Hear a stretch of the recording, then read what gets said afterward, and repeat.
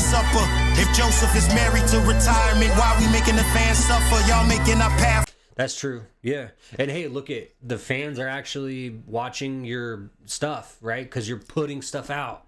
That's kind of why you don't have fans if you don't have content.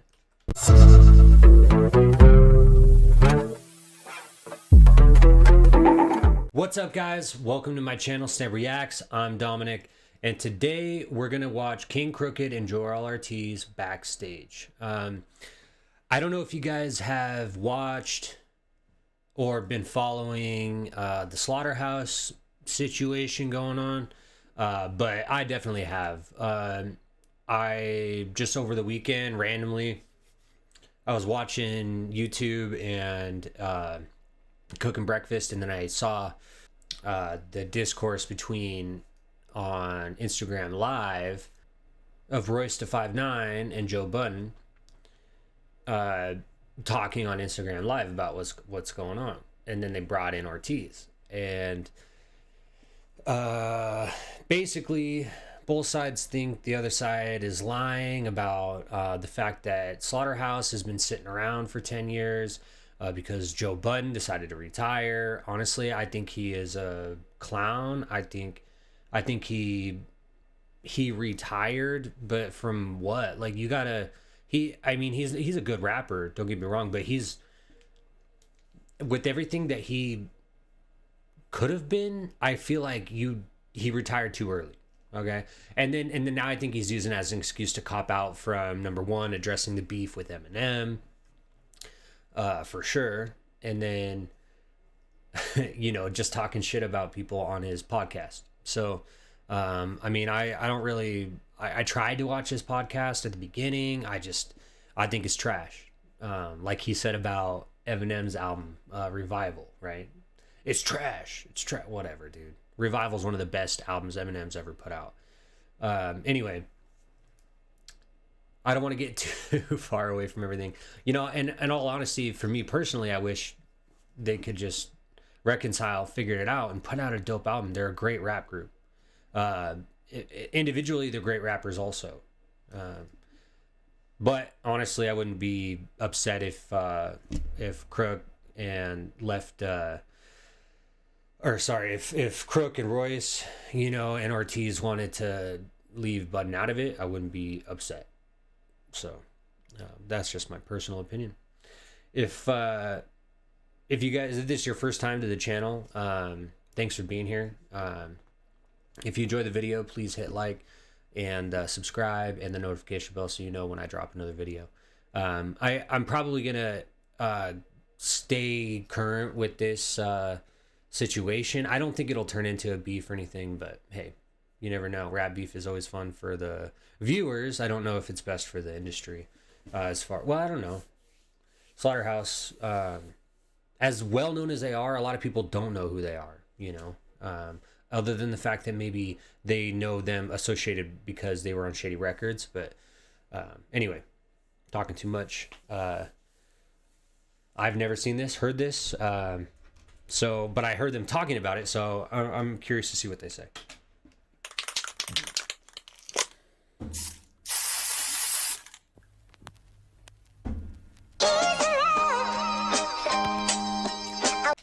Whoa. Hold up. Set list. The Birth intro, Vacancy featuring Black Soul, Ain't Nobody Mad, Backstage, Floodwaters featuring Sly Piper, and okay, yeah. Well, hey, all right, I see what's going on. So this is the set list for their album, their duo album that they're gonna drop, right? All right. I wanna give to you. I won't forget it. I'll forever to you be true. And I promise to be Mr. Ortiz. Alright, y'all know what it is. Let's go. Slaughterhouse on 3. Come on, man. 1, 2, 3. 4 of us backstage, we say a prayer. Come out one by one and sound off. I see it like I'm near. A hand in the air, felt energy everywhere. Point that mic in the crowd, they go line for line anywhere in the song. Organically built an empire. Once that spark matched his talent on paper, I knew we'd catch fire. From red spiders to pulling up in that red spider, to sold out shows without Joe, we tore that Best Buy up. Before Royce and Crook was sober, man, this shit was ill. We sip to kill, give groupie bitches the dick and chill. Is he trying to say that they're not as good now because Royce and Crook are sober? Is that what he's saying? I think Royce, I think a couple of different things. First of all, I think Royce should have gone after Lupe Fiasco and just bodied him. That's what I think. And I think that would have been interesting to witness. Now, I didn't know Crook was sober, though, if that's what they're saying. But I do know Royce is. And since he's been sober, he's been more, retrospective, like just self-reflecting on himself. Like, I know that's a little redundant. He's just been more self-reflective, been more aware of his actions, his moves, what he says. And I appreciate that for anybody, whether that's a cause of you being sober or that's just who you are in general, your character. So Royce's character, I actually like. Sometimes he comes off a little condescending though, but that's just the way it goes. But I do like his how he tries to be patient and control some of his urges to maybe lash out, or he takes time to think about what he's going to say first. So that's something to be commended. And then Ortiz right now is just talking about how when they first were popping off, it was lit, right? It was fun at the shows. Everybody was psyched to have him there. And but then he goes in to say that after they got sober, it changed somehow. Saw that Best Buy up. Before Royce and Crook was sober, man, this shit was ill. We sip to kill, give groupie bitches the dick and chill. Joe ain't drink, but he partied on them prescription pills. The one video depicted how he was living for real.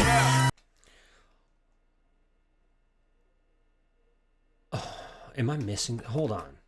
Paper, I knew we'd catch fire. From red spiders to pulling up in that red spider, to sold out shows without Joe, we tore that Best Buy up. Before Royce and Crook was sober, man, this shit was ill. We sip to kill, give groupie bitches the dick and chill. Joe ain't drink, but he partied on them prescription pills. The one video depicted how he was living for real. Backstage, man, we was like brothers. Nobody would fall, cause everyone would be each other's crutches.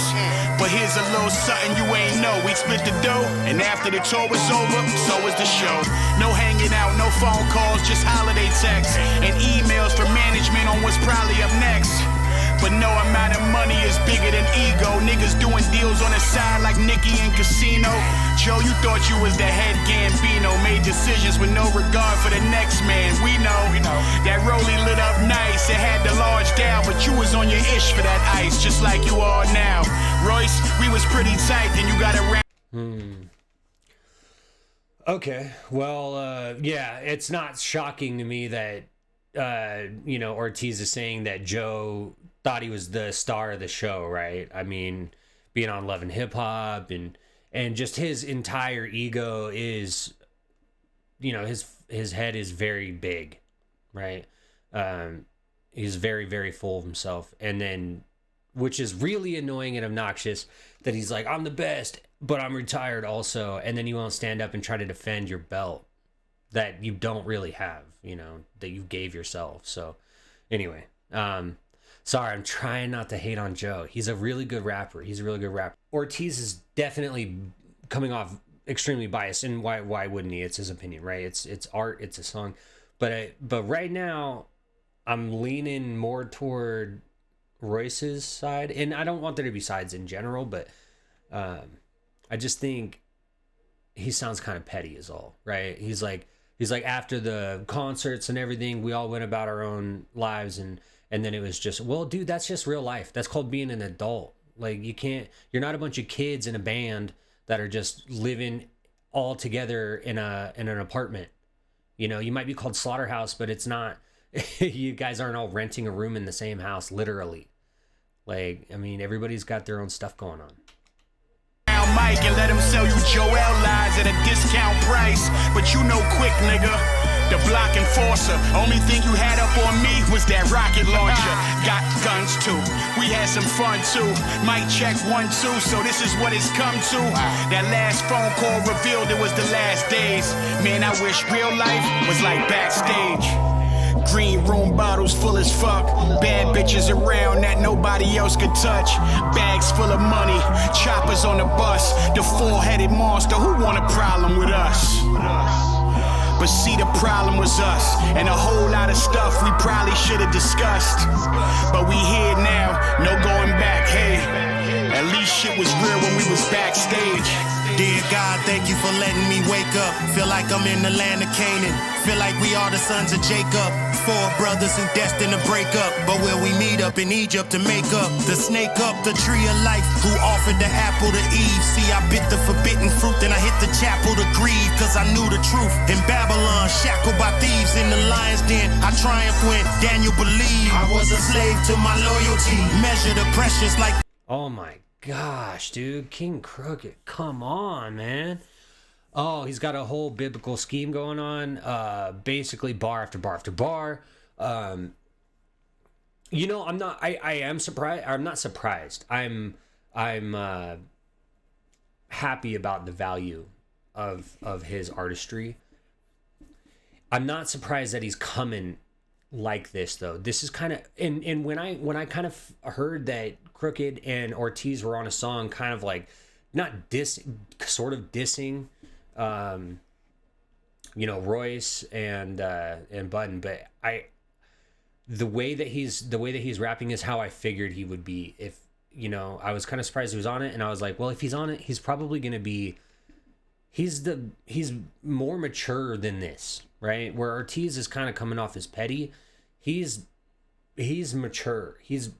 Crook is more mature at the end of the day. Like, at least in my perception.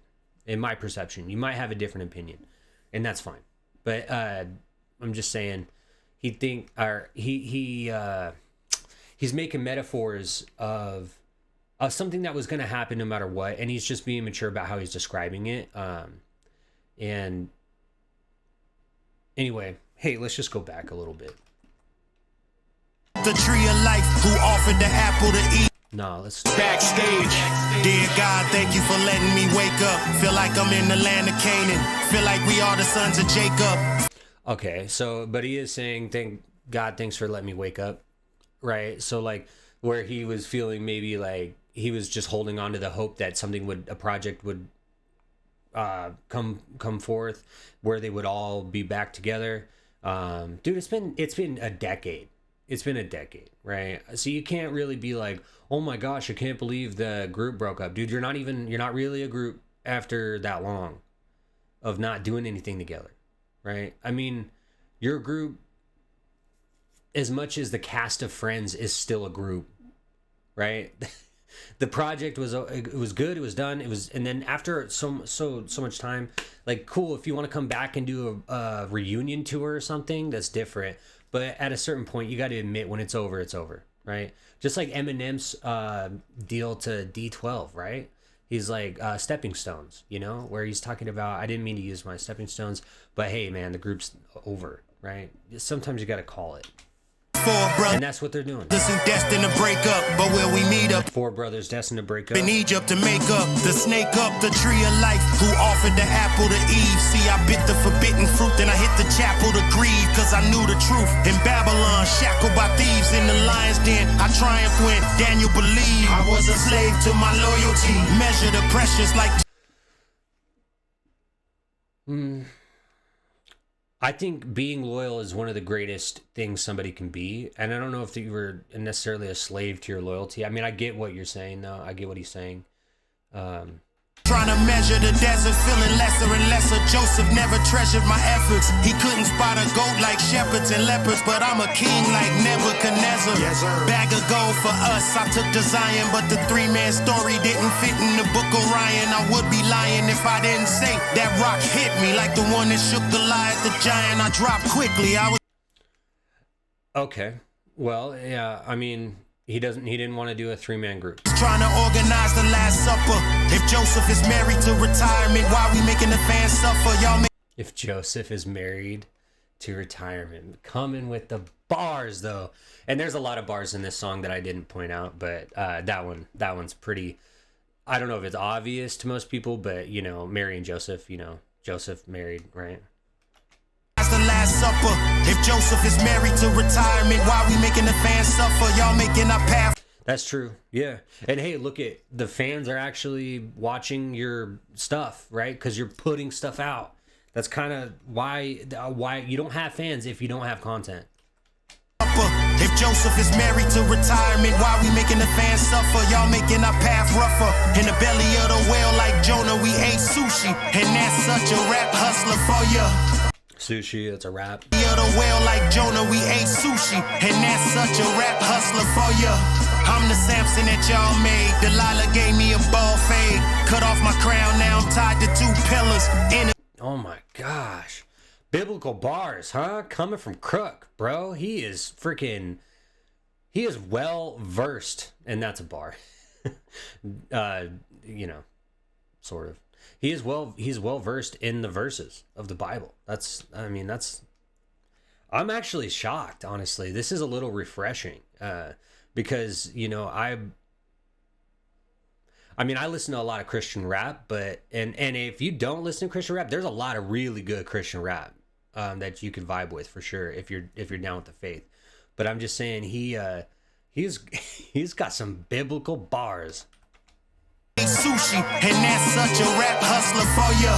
I'm the Samson that y'all made. Delilah gave me a ball fade. Cut off my crown, now I'm tied to 2 pillars. Enemies all around till God sent me the strength to bring the house of slaughter down. I died and came back as John the Elder. Wrote a book about our bad ways, a revelation about our last days. Now it ain't nothing left to tell you, this the last page. The story's over, no more Backstage. I guess I thought shit was sweet, cause sugar and salt look the same, you know what I mean? It wasn't real, and God gave me the signs. That's why this verse is biblical. Green room bottles full as fuck, bad bitches around. That's why the verse is biblical. That nobody else could touch. Bags full of money, choppers on the bus. The 4-headed monster, who want a problem with us? But see, the problem was us, and a whole lot of stuff we probably should have discussed. But we here now, no going back. Hey, at least shit was real when we was backstage.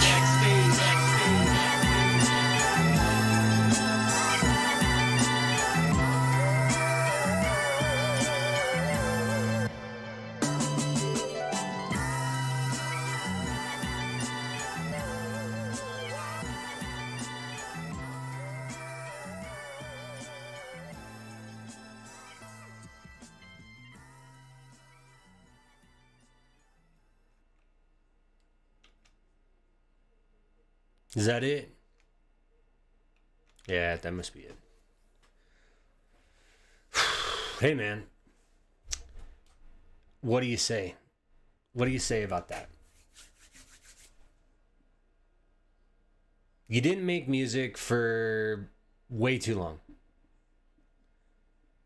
I mean, when Eminem did his interview, I don't know if it was a Crook interview, King Crooked interview in Crook's Corner, or if it was a different interview, but Eminem touched on the fact that, you know, hey, we tried to make the album work, it didn't hit, and we tried to do another project. They got off of Shady Records. They got all the rights to their music. They still didn't do anything. Joe was out. You guys should have decided to do that at the time. Roy said he wouldn't do it without Joe. I respect that. That's the loyalty also. But at the end of the day, if you're all just like, hey, this, you know, eventually, I mean, you guys should have come to this realization years ago, in my opinion. But at least we got some music out of it. It's not a straight up diss track, but it is definitely laying down a one-sided story of what happened. For sure. Shit. Well, anyway, if you guys enjoyed the video, hit like, subscribe to my channel, and hit the notification bell if you want to know when I drop another video. I appreciate you being here and checking out my reaction to King Crooked and Joell Ortiz Backstage. Anyway, I'm Dom, Stan Reacts. I'm out.